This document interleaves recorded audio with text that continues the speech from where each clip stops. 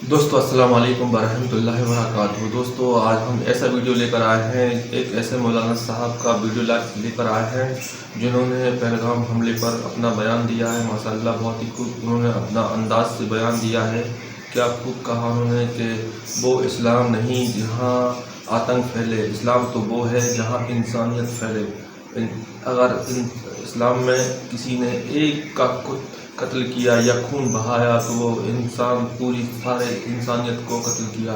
तो दोस्तों किस तरह से ये मौलाना साहब ने अपना ये बयान दिया है। तो दोस्तों से गुजारिश है, अगर आप मेरे चैनल पर नए हैं तो प्लीज़ मेरे चैनल को सब्सक्राइब कर लीजिए, बेल बटन को ज़रूर दबाएं जिससे आने वाली वीडियो आप तक पहुँचे। तो हम अपना ये वीडियो शुरू करते हैं। किस तरह से मौलाना साहब ने पहलगाम हमले पर ये अपना बयान दिया है, माशाअल्लाह बहुत ही अच्छा लगा। और आप भी सुने इस वीडियो को, किस तरह से उन्होंने पहलगाम हमले पर अपना बयान दिया है, तकरीर की है, माशाअल्लाह बहुत ही अच्छी लगी। और आगे आप देखें। शुरू करते हैं अपना ये प्रोग्राम। Let's begin.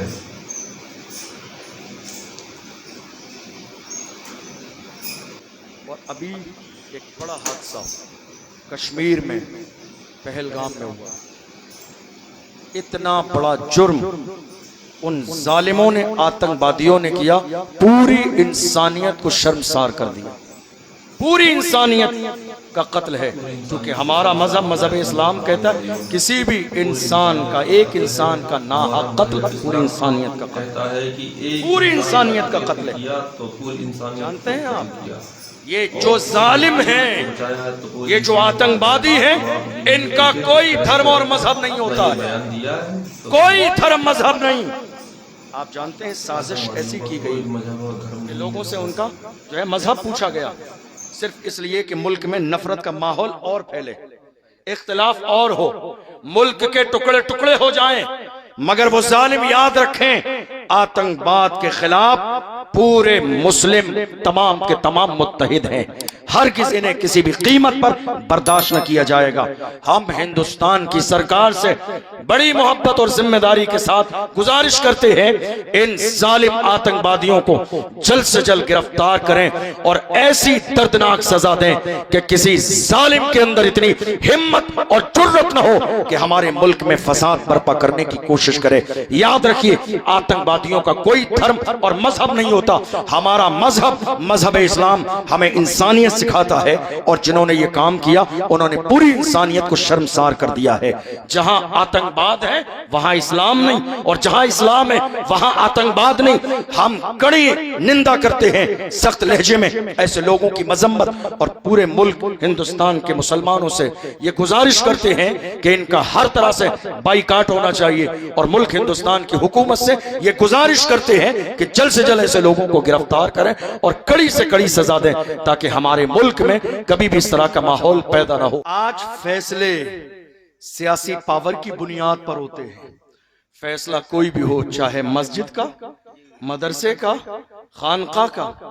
आपको मालूम भी ना हो, शायद 2.5 साल से ज्यादा का जमाना गुजर गया, हमारे एक आलिम मौलाना कमर गनी उस्मानी साहब जेल में है किसी को याद है, किसी को ख्याल है, कोई बोलने वाला है, कोई खड़ा होने वाला है, कोई बयान देने वाला? सबको अपनी अपनी पड़ी है, मेरा नाम आ जाएगा, मेरा नाम आ जाएगा। अरे हम कहते हैं, हम खुल के कमर गनी उस्मानी का नाम एक बार नहीं 1 लाख बार लेंगे। नाम आता है तो आ जाए, अल्लाह ने जिंदगी इसी के लिए दी है। मुस्तफा के नाम पे जीते रहो और हुजूर के नाम पे जान देने की नौबत है तो अल्लामा सैयद किफायत अली काफी की तरह मुरादाबाद के चौराहे पर फांसी का फंदा गले में डाल दिया जाए, फिर भी पुकार के कहो, कोई गुल बाकी रहेगा, न चमन रह जाएगा, पर रसूलुल्लाह का दीने हसन रह जाएगा। जिंदाबाद जिंदाबाद। सीने के अंदर अज़्म पैदा करो, हौसला पैदा करो, हिम्मत पैदा करो।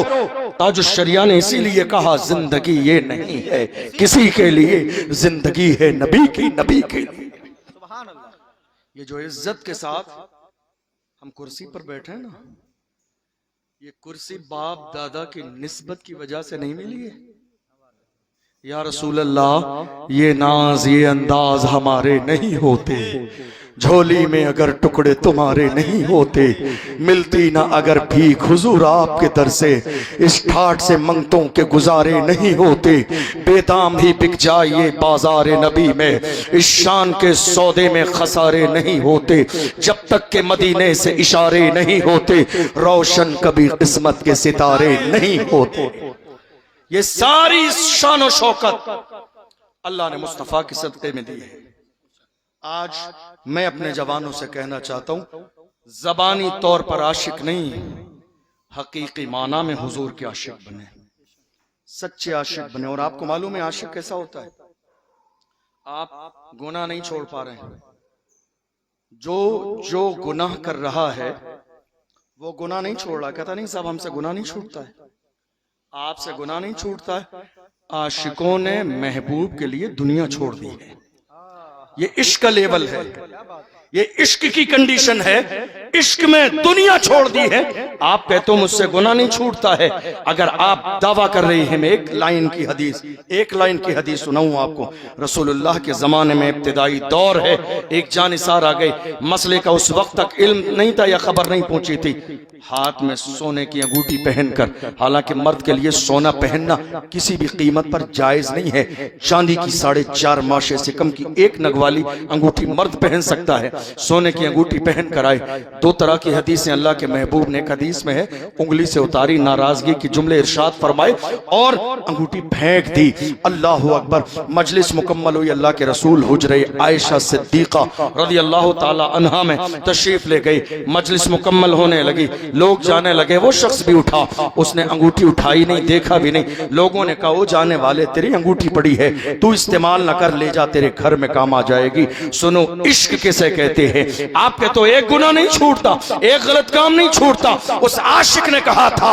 अल्लाह की इज्जत की कसम, जो चीज मेरे नबी को पसंद नहीं, जो चीज मेरे नबी को पसंद नहीं, जो चीज मेरे नबी को पसंद नहीं, उसको उठाना तो बड़ी बात है, उसकी तरफ देखना भी मेरी मोहब्बत को गवारा नहीं। जिंदाबाद जिंदाबाद। उसको उठाना तो बड़ी बात है, उसकी तरफ देखना भी मेरी मोहब्बत को गवारा नहीं है। ये इश्क का लेवल था। आज भी अगर इश्क का लेवल इतना ही हो जाए तो आप भी कहोगे जो व्हील चेयर पे बैठने वाले उस मर्दे कलंदर ने कहा था फैजाबाद के धरने में दिसंबर की सर्दी में दुश्मनों की आंखों में आके डाल के कहा था, उन्हें जाना उन्हें माना, न रखा गैर सकाब, लिल्लाहिल हम्द में दुनिया से मुसलमान गया। नाराए तकबीर, नाराए रसालत, मसलके आला हजरत, तहफ्फुज़े मसलके आला हजरत कॉन्फ्रेंस। जानो दिल हो शुखरत सब तो मदीने पहुंचे, तुम नहीं चलते रजा सारा तो सामान गया। आपको मालूम है 1 से 1.5 साल का जमाना गुजर गया, महाराष्ट्र की सरजमीन पर जब नामूस रिसालत का मसला आया था, बड़ी हैरानी की बात है। बयान देना और राय देना बहुत आसान काम है, मैदान में उतरना इसके लिए कलेजा चाहिए। आप दूर रह के राय दे देंगे, लेकिन किसी दिन मैदान में उतर के आइए तो पता चलेगा कि मैदान में उतरने के लिए कितनी हिम्मत और जुर्रत चाहिए। मैदान में उतरने के लिए सलाहुद्दीन अय्यूबी का जानशीन बनना पड़ता है, टीपू सुल्तान का जानशीन बनना पड़ता है, मोहम्मद बिन कासिम का कलेजा लाना पड़ता है, तब जाके पता चलता है। अत्तगरुल गाजी के तेवर लाने पड़ते हैं, उस्मान गाजी की फिक्र लानी पड़ती है, तब जाके इंसान मैदान में उतरता है। हमारी तारीख ये रही है, हम जब हिंदुस्तान थे, लेकिन हमारी तारीख रही है जिस जमाने में हजरत तारिक इब्न ज़ियाद स्पेन की सरजमीन पर गए, 10 से 12 हजार का लश्कर जर्रार लेकर सामने 1 लाख से ज्यादा का लश्कर खड़ा है, हाथ में तलवारें लिए, कुछ लोगों के हौसले पस्त होने लगे। हजरत तारिक इब्न ज़ियाद ने साहिल समंदर पर कश्तियां चला दी। लोगों ने कहा ये क्या किया, वापस कैसे जाएंगे। हजरत तारिक इब्न ज़ियाद ने कहा था मुसलमान जब अपने हाथ में इस्लाम का झंडा लेके निकलता है तो उसका उठने वाला कदम या तो दुश्मन की छाती पे पड़ता है या फिर जन्नत की वादी पे पड़ता है। जिंदाबाद जिंदाबाद। मुसलमान जब कदम उठा देता है तो कदम पीछे नहीं लेके जाता है, या तो दुश्मन की छाती पे पड़ता है या फिर जन्नत की वादी पे पड़ता है, जो कि कलमा पढ़ने वालों के तेवर हर जमाने में यही रही। अल्लाह ने कुरान में फरमाया, इज़ा जाअ अजलुहुम ला यस्तअखिरून साअतन वला यस्तक़दिमून। अल्लाह ने मौत का वक्त मुकर्रर कर दिया है, न एक लम्हा पहले आएगी न एक लम्हा बाद में आएगी। नामूस रिसालत का मसला आया, बड़े बड़े अल्लामा हजरत, बड़े बड़े पीरे मुगा एयर कंडीशन रूमों में आराम फरमा रहे थे और सब्र की तलकीन कर रहे थे। हालात बहुत खराब है। उस जमाने में एक आम आदमी बड़े बड़े पीर साहब के ऊपर फौकियत ले गया, क्योंकि ये मौके बार बार नहीं मिलते हैं, कभी कभी मिलते हैं। और अल्लाह जिससे काम लेना चाहे, हुजूर की इज्जत की बात आई, बड़े बड़े लोग हिम्मत जुटाते रहे, मगर हमने देखा महाराष्ट्र की सरजमीन पर एक मर्द कलंदर खड़ा हुआ और नामूस रिसालत के हवाले से इतनी बड़ी रैली निकाल दी। जब वो रैली चलती थी, दुश्मनों के कलेजे टहलते थे, वो कहते थे यह क्या हो गया। तब उस मर्द कलंदर ने रैली में कहा था, हुजूर की इज्जत के लिए जो जान मांगोगे जान देंगे, जो माल मांगोगे माल देंगे, मगर ये हमसे कभी ना होगा, नबी का चाहो जलाल देंगे। जिंदाबाद जिंदाबाद। दुनिया हैरानी से देख रही थी क्या मुस्तफा के गुलाम ऐसे भी होते हैं? क्या हुजूर के नाम पे मरने और मिटने वाले ऐसे भी होते हैं? मेरी कौम के जवानों, मैं तुमसे कहता हूं, हुजूर के सच्चे आशिक बनो, पक्के आशिक बनो, वफादार बनो।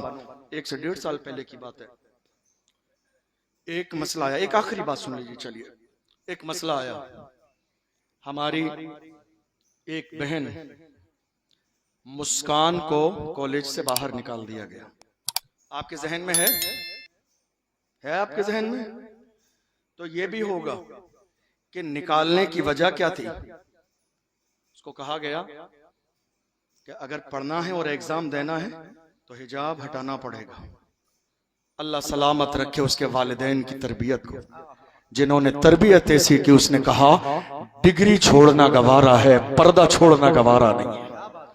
डिग्री छोड़ना गवारा है, पर्दा छोड़ना गवारा नहीं है। डिग्री नहीं होगी, कयामत के दिन सवाल नहीं होगा।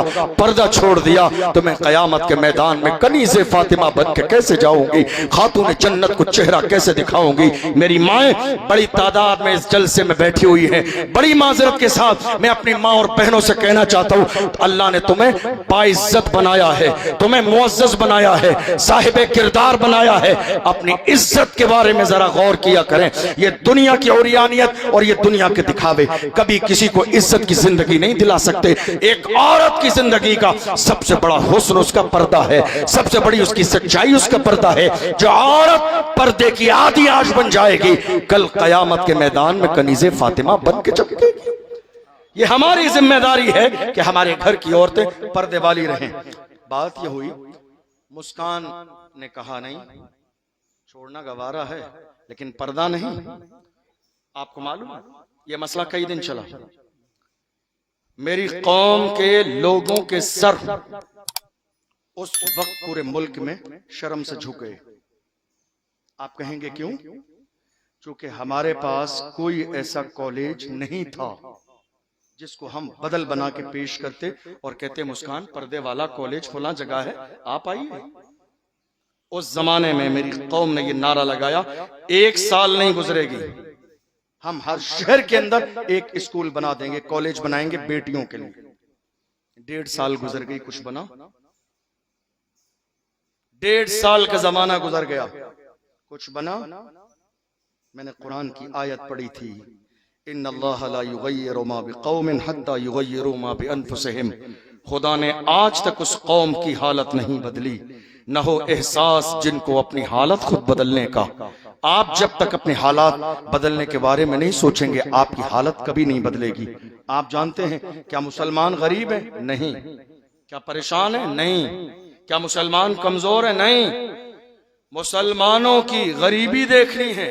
उलमा बैठे तो जुमे के दिन देखिए, जब मस्जिद का गल्ला सामने से गुजरे, गल्ला लेने वाले कुछ लोग तो शरीफ होते हैं, तो वो सीधे फौरन गुजर जाते हैं, कोई डाले ना डाले। कुछ लोग थोड़े से पुराने हो जाते हैं, तो जब तक बंदा डालेगा नहीं वहीं खड़े होकर गल्ला हिलाते रहते हैं। हमारी कौम की गरीबी, जुमे के दिन मस्जिद में देख लीजिए, 5 बंदे गुजरते हैं तब जाके कोई 5 या 10 का नोट डालता है, 5-10 बंदे गुजर जाने के बाद, समझ रहे हैं। और इस कौम की मालदारी देखिए, शादी आ जाने पर ये ढोल, ये बाजे, ये डीजे, ये नाच, ये गाने, ये आतिशबाजी, ये शोर शराबे, हंगामे। खुदा के बंदो, कुछ तो शर्म होनी चाहिए, कुछ तो लिहाज होना चाहिए। दुनिया आज चांद पर पहुंच गई, हम पटाखों में उलझे हुए हैं, आतिशबाजी में उलझे हुए हैं। लोग चांद और सूरज पे पहुंचने की प्लानिंग कर रही है, हम कहाँ ढोल बाजे डीजे में। हमारी प्लानिंग क्या चल रही है? नहीं साहब, बेटे और बेटे की शादी में फला इलाके का बैंड बाजा बहुत ज्यादा मशहूर है, वो लेकर आऊंगा मेरे दरवाजे पे बचने के लिए। यार खुदा के बंदो, कुछ तो लिहाज करो, तुम्हारा लेवल कभी इतना डाउन नहीं था, तुम इतने जलील इंसान नहीं थे। अल्लाह का कुरान कहता है, वलिल्लाहिल इज्जतु वली रसूलिही वलिल मोमिनीन। इज्जत अल्लाह के लिए है, रसूल के लिए है, ईमान वालों के लिए है। खुदा ने तो तुम्हें मुअज्जज बनाया है, वलक़द कर्रमना बनी आदम, हमने औलाद आदम को इज्जत वाला बनाया है। खुदा तुम्हें इज्जत वाला बनाए और तुम शरीयत के खिलाफ काम करके, अपने दरवाजे पे ढोल बाजे डीजे करके, तुम बाज़ाब्ता शरीयत की मुखालिफत करके जलीलों जैसी हरकत करो। इससे ज्यादा शर्मनाक सूरत हाल और क्या हो सकती है? बड़ी माजरत के साथ कौम मुस्लिम के अंदर हर इलाके में आज कंपटीशन क्या है? मैसेज दे रहा हूं, आखिरी बात, मैसेज लेकर जाइए। हमारे तमाम इलाकों में कंपटीशन है। एक जलसा हुआ तो उसी इलाके के नौजवानों की दूसरी कमेटी अब मुकाबले के तौर पर कोशिश करेगी कि अब हम इससे बड़ा जलसा करें, चाहे खर्चा इससे डबल हो जाए। 11वीं शरीफ की नियाज में इन्होंने 20 देगे बनाई लंगर के लिए, तो हमारी 50 देगे बनेंगी लंगर खिलाने के लिए। हमारे यहाँ ये कंपटीशन। बड़ी माजरत के साथ, जिंदगी में कब तक लंगर पर कंपटीशन होगा? एजुकेशन पे कंपटीशन नहीं करेंगे, कॉलेज की बात नहीं करेंगे, हर चीज की कमेटी है आपके यहाँ। चादर की कमेटी, लंगर की कमेटी, दरूद की कमेटी, जलसे की कमेटी, मीलाद की, जुलूस की, तमाम चीजों की कमेटी है। अफसोस कि पूरी कौम के अंदर एक एजुकेशन कमेटी नहीं है। आप मुझे नहीं बता सकते, मैं रोजाना अलग अलग शहरों में जलसे में जाता हूं, लोगों से पूछता हूं तुम्हारे पूरे शहर में एजुकेशन कमेटी है? आज तक एक एजुकेशन कमेटी, एक एजुकेशन कमेटी आज तक नहीं मिली। लंगर कमेटी है, हाँ 8। जलसे की कमेटी, हाँ 4 है। जुलूस की कमेटी 10 है। चादर की कमेटी 20 है। कव्वाली की कमेटी 50 है। एजुकेशन कमेटी किसी की जबान पर एक जुमला नहीं। याद रखिएगा, लंगर खाने से हालात नहीं बदलेंगे। बहुत जमाना गुजर गया हमें चादर का जुलूस निकालते और लंगर करते हुए। मैं मना नहीं कर रहा हूं, ये काम कीजिए, मगर जितना मसलके आला हजरत में जायज है उस मिकदार के मुताबिक कीजिए, कोई हरज नहीं है। लेकिन मौजूदा दौर एजुकेशन का दौर है, मौजूदा दौर तालीम का दौर है। आपको शायद ये बात मालूम होगी, सोशल मीडिया का दौर है। 2-4 साल के जमाने में हमारी कई लाख बेटियां मुर्तद हो गई हैं। उलमा जानते हैं इस बात को, आप में से कुछ लोग जानते होंगे। कई लाख बेटियां हमारी मुर्तद हो चुकी हैं। मुर्तद का मतलब होता है इस्लाम छोड़ चुकी हैं। जानते हैं किस वजह से? मिक्स एजुकेशन की वजह से, मर्दों के साथ पढ़ने की, लड़कों के साथ पढ़ने की वजह से, जिसमें कुछ बेटियों का हिस्सा वो भी है जिनकी गरीबी की वजह से उनके दरवाजे पर कोई रिश्ता मांगने नहीं गया कि जहेज न मिले। कितनी बेटियां हमारी खुदकुशी कर चुकी हैं, कितनी बेटियों ने बाज़ाब्ता जहर खा लिया, कितनी बेटियों ने लाइट के तार पकड़ लिए, कितनी बेटियों ने जाके समंदर में छलांग लगा दी, कितनी बेटियों ने अपने ऊपर पेट्रोल डालकर अपने आप को खाक कर दिया।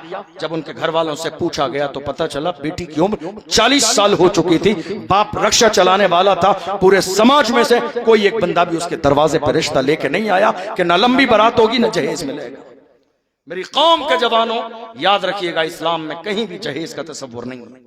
आप चाहते हैं कौम के लिए कुछ करना, तो आज की तारीख में ये जहन बनाकर जाइए, हम शादी करेंगे तो हमारा निकाह मस्जिद में होगा, जिस तरह मौलाए कायनात का निकाह हुआ था, और हमारी शादी होगी तो बगैर जहेज के होगी।